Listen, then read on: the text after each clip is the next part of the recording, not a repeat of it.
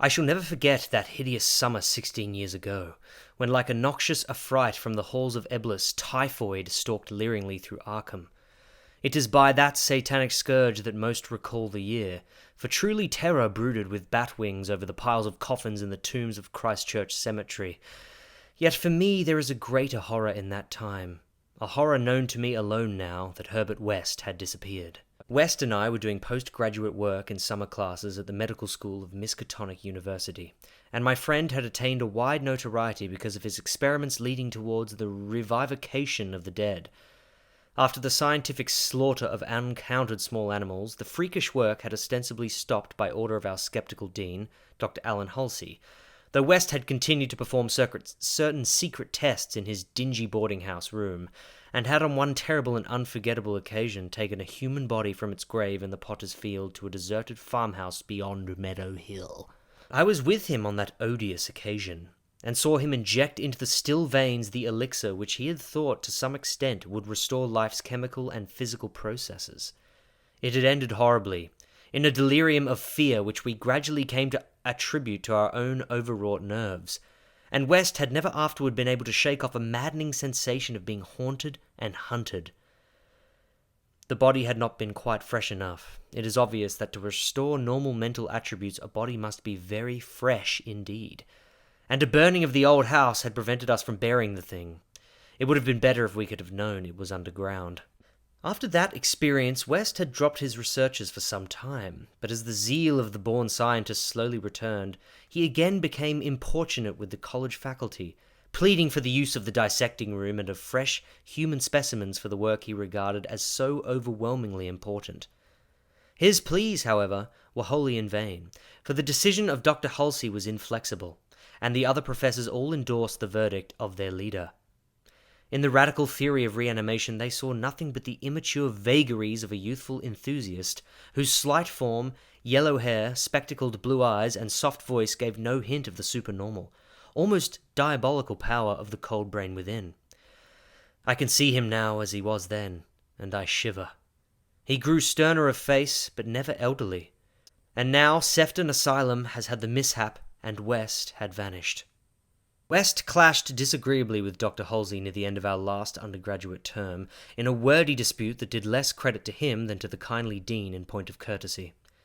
He felt that he was needlessly and irrationally retarded in a supremely great work, a work which he could still, of course, conduct to suit himself in later years, but which he wished to begin while still possessed of the exceptional facilities of the university. That the tradition-bound elders should ignore his singular results on animals and persist in their denial of the possibility of reanimation was inexpressibly disgusting and almost incomprehensible to a youth of West's logical temperament. Only greater maturity could help him understand the chronic mental limitations of the professor-doctor type, the product of generations of pathetic puritanism, kindly, conscientious, and sometimes gentle and amiable, yet always narrow, intolerant, custom-ridden, and lacking in perspective.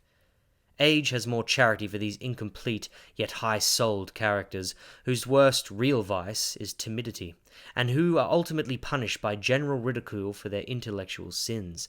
Sins like Ptolemaism, Calvinism, anti-Darwinism, anti-Nietzscheism, and every sort of Sabbatarianism and sumptuary legislation. West, young, despite his marvellous scientific acquirements, had scant patience with good Dr. Halsey and his erudite colleagues, and nursed an increasing resentment, coupled with a desire to prove his theories to these obtuse worthies in some striking and dramatic fashion. Like most youths, he indulged in elaborate daydreams of revenge, triumph, and final magnanimous forgiveness. Then had come the scourge, grinning and lethal, from the nightmare caverns of Tartarus. West and I had graduated about the time of its beginning, but had remained for additional work at the summer school, so that we were in Arkham when it broke with full demoniac fury upon the town.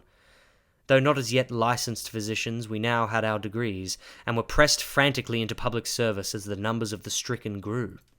The situation was almost past management, and deaths ensued too frequently for the local undertakers fully to handle. Burials without embalming were made in rapid succession, and even the Christchurch Cemetery receiving tomb was crammed with coffins of the unembalmed dead. This circumstance was not without effect on West, who thought often of the irony of the situation. So many fresh specimens, yet none for his persecuted researchers.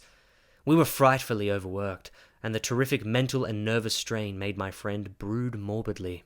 But West's gentle enemies were no less harassed with prostrating duties. College had all but closed, and every doctor of the medical faculty was helping to fight the typhoid plague. Dr. Halsey in particular had distinguished himself in sacrificing service, applying his extreme skill with wholehearted energy to cases which many others shunned because of danger or apparent hopelessness.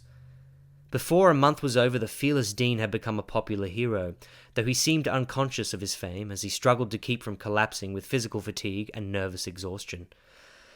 West could not withhold admiration for the fortitude of his foe, but because of this was more determined to prove to him the truth of his amazing doctrines.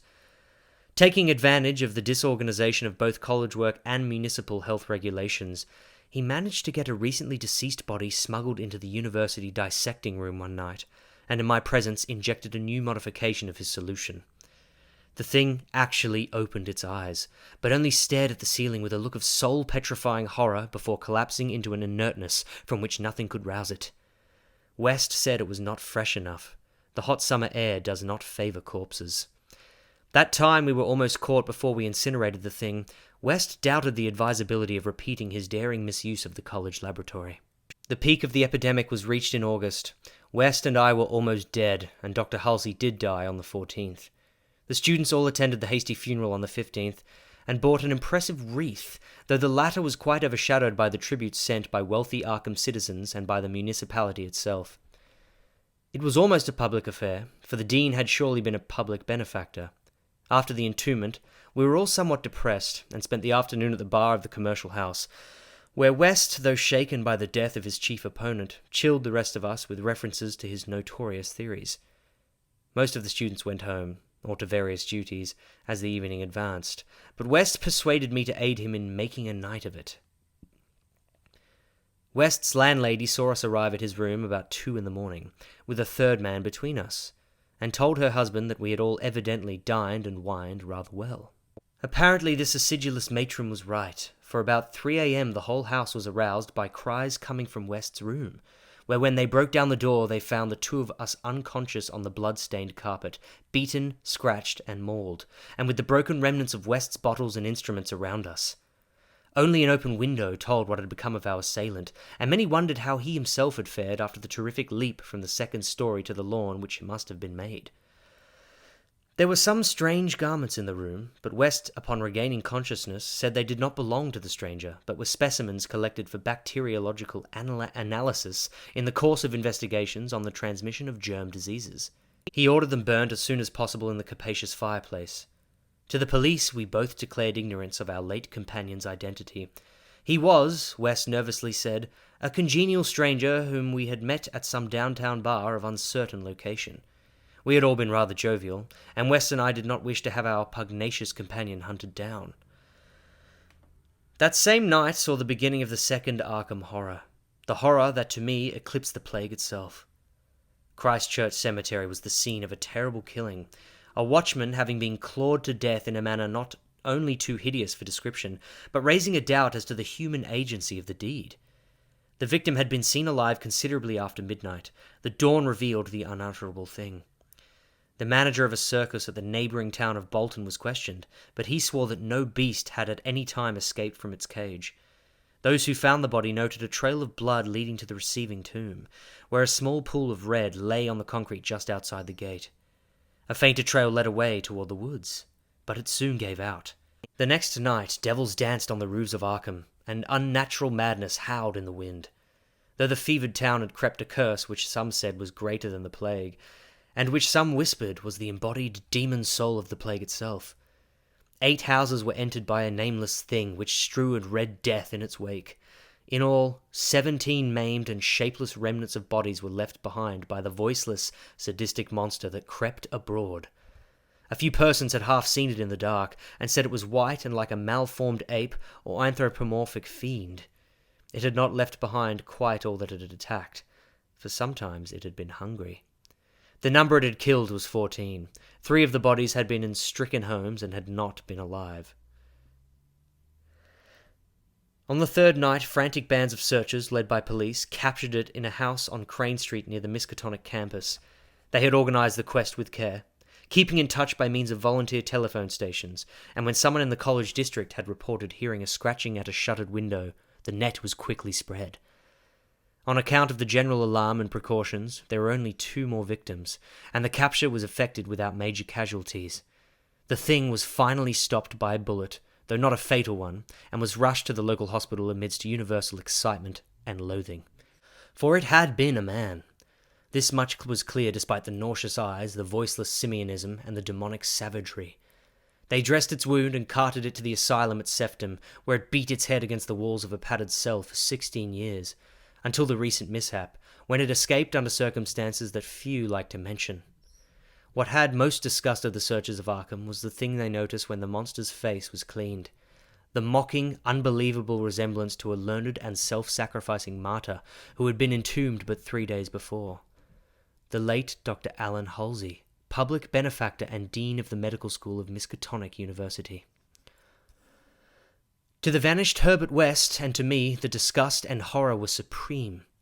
I shudder tonight as I think of it, shudder even more than I did that morning when West muttered through his bandages, "Damn it, it wasn't quite fresh enough."